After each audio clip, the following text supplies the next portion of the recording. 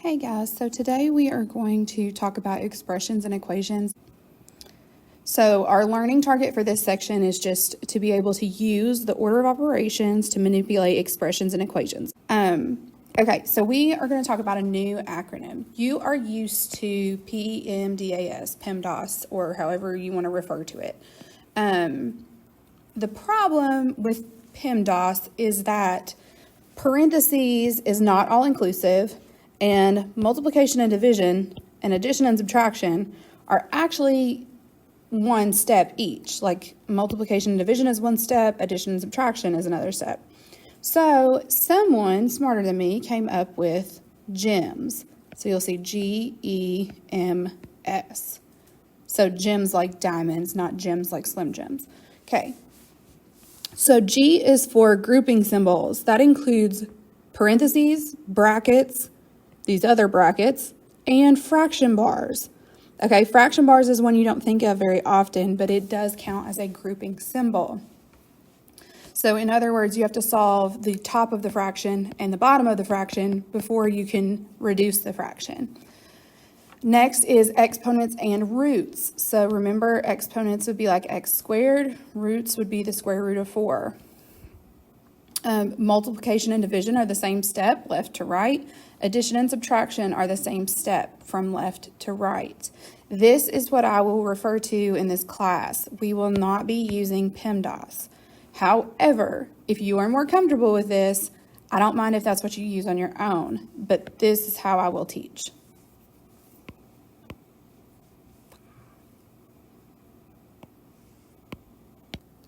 All right, so problem number 1 might seem too simple for some of you. It might be a good refresher for others. I just want to make sure that we go over these things to catch everyone in between. So our first letter is G. Remember, GEMS. So the G means grouping symbols. So we need to cover these parentheses first. So within those parentheses, we still have to hold to the order of operations. So if we're just looking at 11 minus 2 to the third power, we have to there are no more grouping symbols within that. The next step is exponents. So we need to take care of this guy. So this is going to come down and be 11 minus 2 to the third power equals 8. Okay, so now remember we have to finish this grouping symbol before we can move on to anything else. So 11 minus 8 is 3.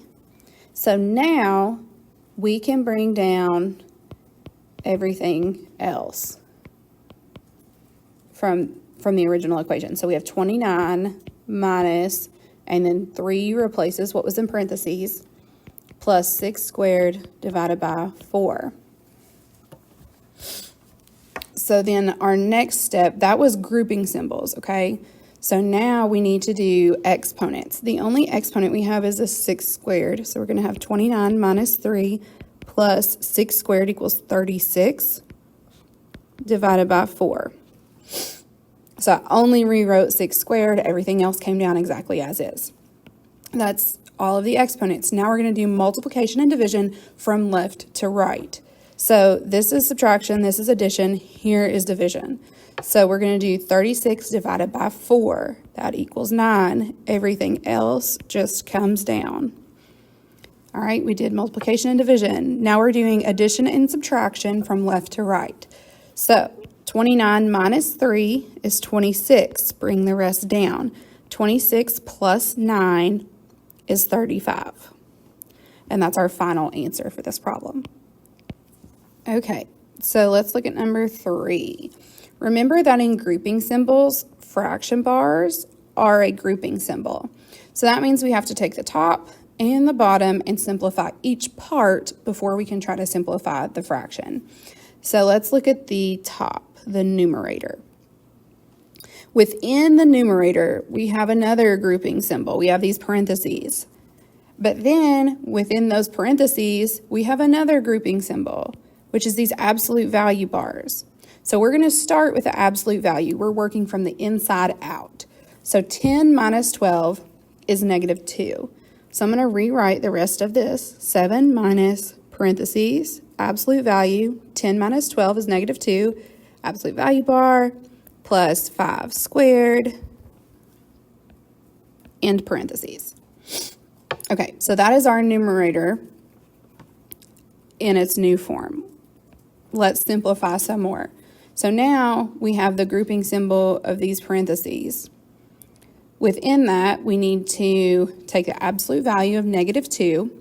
So we're going to bring over our 7 minus, and then here's our parentheses. Absolute value of negative 2 is positive 2. 5 squared is 25. All right, so that took care of our grouping and our exponents within that section. Now, we have to complete the stuff that's in a grouping symbol. So that's going to bring us to 7 minus 2 plus 25 is 27. Okay, and that finally brings it out of parentheses. And then 7 minus 27, I'm going to move down here, is negative 20. Now remember, all of this is just the numerator. Now we have to deal with the denominator. So we have 9 minus 2 squared.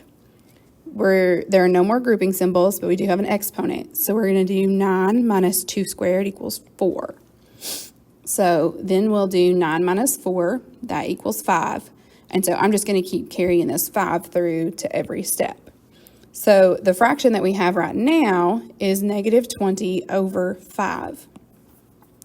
When we reduce this, negative 20 divided by 5 equals negative 4. And that's going to be our final answer.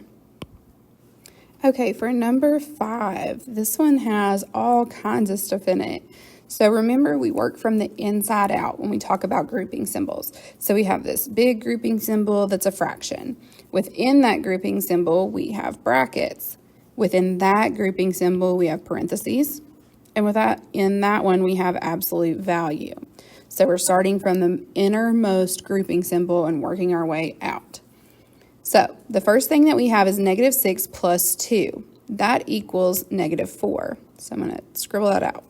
So now we have absolute value of negative 4.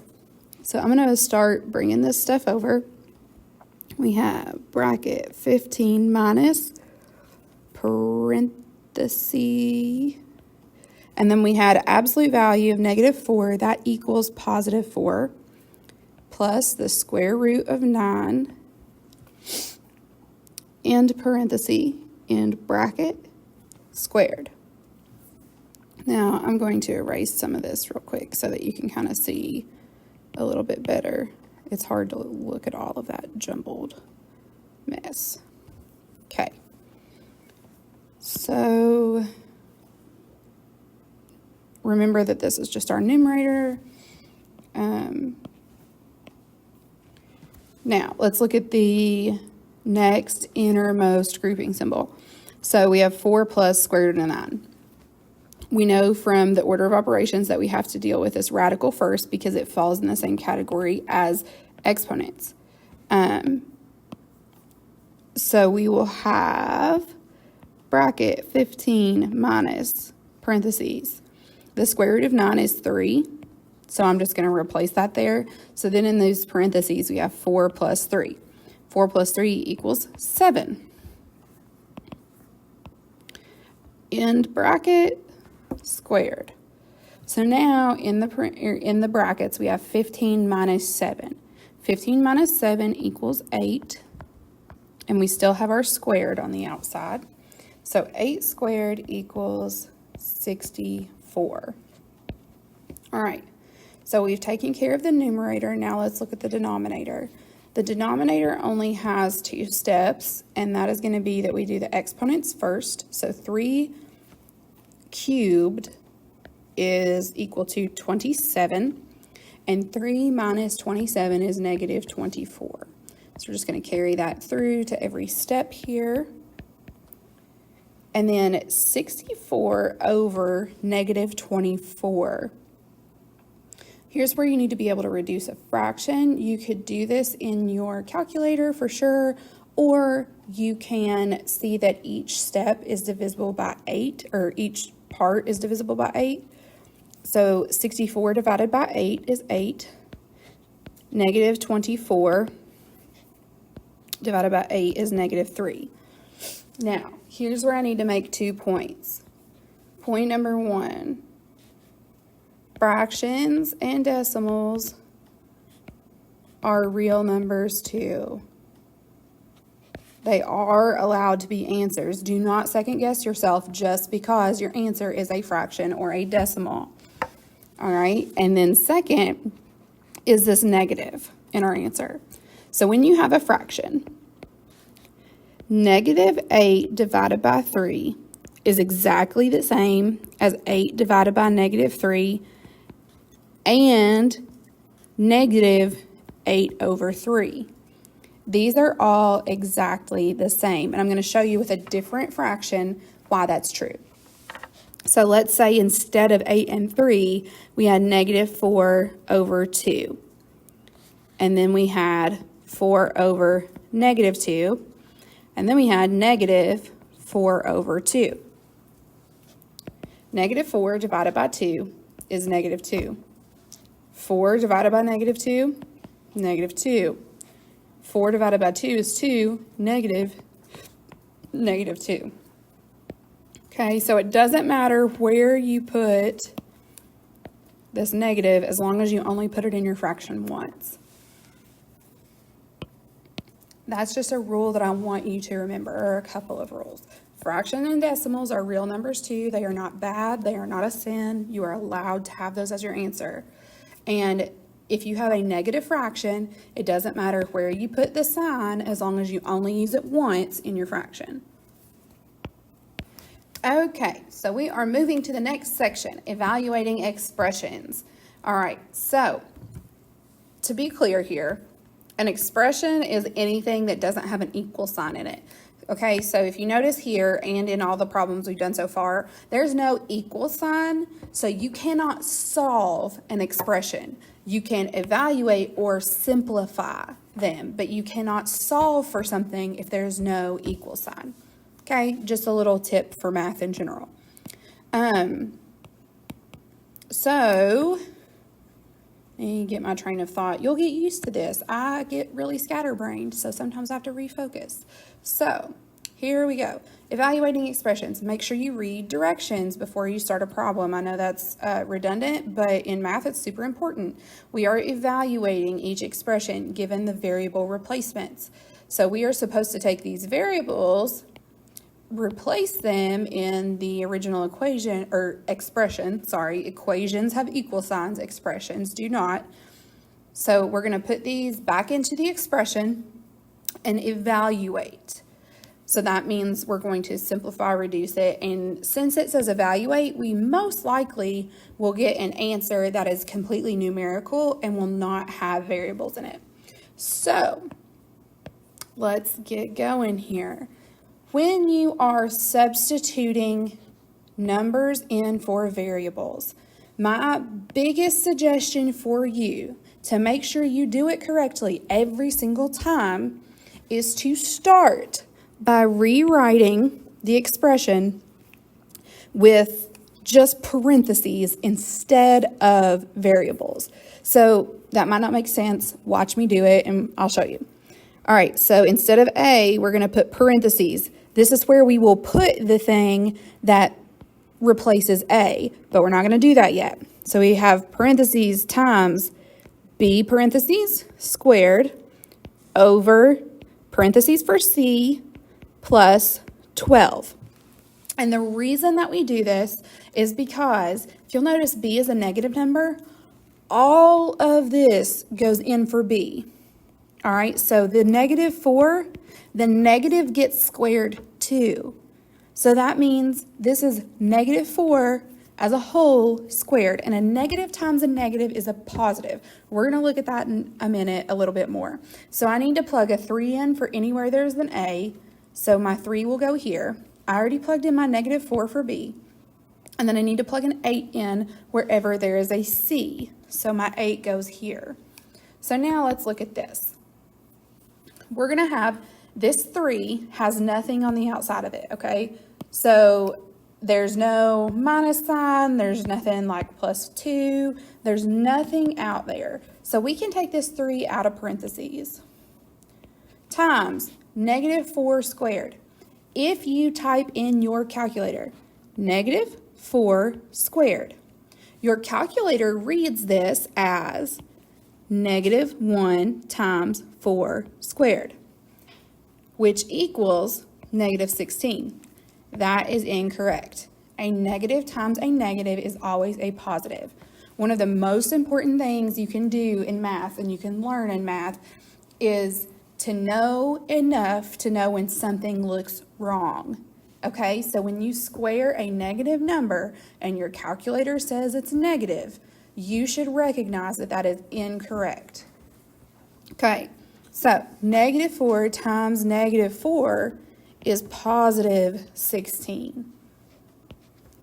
Now, down here we have 8 plus 12. This 8 has nothing happening to it outside the parentheses, so we can pretend those are not there.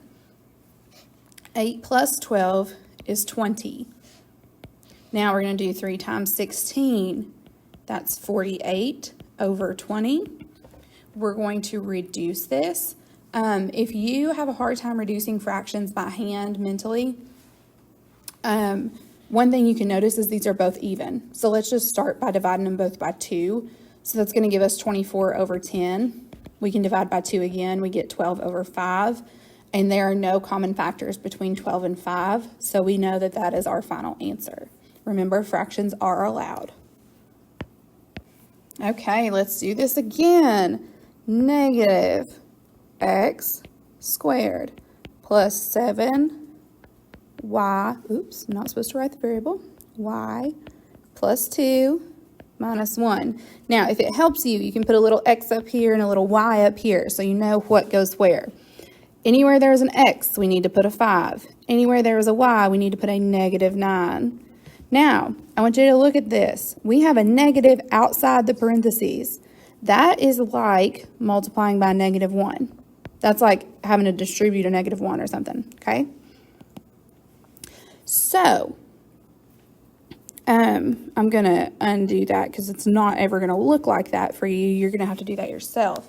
But anyway, so we plugged in our numbers. We have substituted numbers in for variables. Now we are just going to use our order of operations and simplify like we did in the first section. Okay, so grouping symbols, gems, that's this guy. So out here we have negative 5 squared. Now, remember, this is not negative 5 squared. That's different. That's what we did in the last problem. This is like negative 1 times 5 squared. Okay? Just keep that in mind. We'll come back to it later. Plus 7. Negative 9 plus 2 is negative 7. Then we have minus 1. Next is exponents. 5 is being squared, not the negative. That negative would have to be in parentheses for you to square that negative. So this equals negative 25 plus 7 times negative 7 minus 1. Next, we do multiplication and division. Negative 25. Positive 7 times negative 7 is negative 49 minus 1. Now we do addition and subtraction from left to right. So negative 25 minus 49 is negative 74. And bring down the minus 1. Then negative 74 minus 1 is negative 75. Also, when you're dealing with negatives, sometimes it's helpful to remember that when you're subtracting, you can also add the opposite. That's something that I was taught in school. I haven't ever heard, I don't think you all are taught that way. So this might be a new thought to you. But negative 74 minus 1 is the same as negative 74 plus negative 1. And whenever you add a negative to a negative, it gets more negative. So our answer here is negative 75. Okay, let's go again. We have absolute value, x squared minus y squared. And I'm going to go ahead and put our little labels up here so we don't forget what goes where. Minus x times y. All right, so x's are negative 6. Negative 6, negative 6. Y's are 8. 8. 8. All right, so here is our new expression. Our grouping symbol is absolute value bars, so we have to work inside of that first. Inside of that, we're going to do our parentheses first. So we have absolute value bar, negative 6 squared. Notice the negative is squared. Negative 6 times negative 6 is positive 36. Minus 8 squared. Notice this negative is outside the parentheses. It stays a negative. 8 times 8 is 64. Now, out here, outside of, we'll just bring that down for now, okay? Okay. All right, I keep writing with my finger, sorry. All right. So we are still in the grouping symbol. So 36 minus 64 is negative 28. Then we have minus negative 6 times 8. The absolute value of negative 28 is positive 28 minus negative 6 times 8. And then 28 minus negative 6 times 8 is negative 48. Now, when you subtract a negative, it makes a positive. So this is actually 28 plus 48. And I like to actually envision that, you know, if you turn this little negative sign and put it over here, two negatives literally make a positive. Okay? 28 plus 48 is 76. And you are done. Great job. Okay, number 13. I'm just going to keep walking through these. Please remember that you can pause this, go work these out yourselves, come back, skip all the how-to, and just check your answer. If they're right, you probably don't need to watch that problem. Please don't waste your time watching every single problem if you don't need to. Okay. W cubed minus 4 times V over the square root of W times, you don't have to have the times there actually, V. All right, so W's are 2, 2, 2. V's are 18, 18 there, 18 there. All right, so I'm going to try to rewrite this without those parentheses just to make it a little less overwhelming. So this 2 is a positive number, so it's not going to change anything if we take the parentheses off. So I'm just going to write that as 2 cubed. And then 4 times 18, that does have to stay in parentheses just because we have to apply this 4 to the 18 before we can get rid of those. Then on the bottom, what we can do is just call this 2 times 18. It's just a little less crowded that way, easier to read. All right, so in the numerator, we have 2 to the 3rd power. That equals 8 minus 4 times 18 is 72. And then in the denominator, we have the square root of 2 times 18 is 36. Then 8 minus 72 is negative 64. Then the square root of 36 is 6. Then we are going to reduce this. Remember, if you're unsure and they're both even, you can just divide them both by 2. That would give us negative 32 over 3. Now, 3 does not go into 32 evenly. We are allowed to have fractions as answers. They are not our enemy, believe it or not. That is our final answer.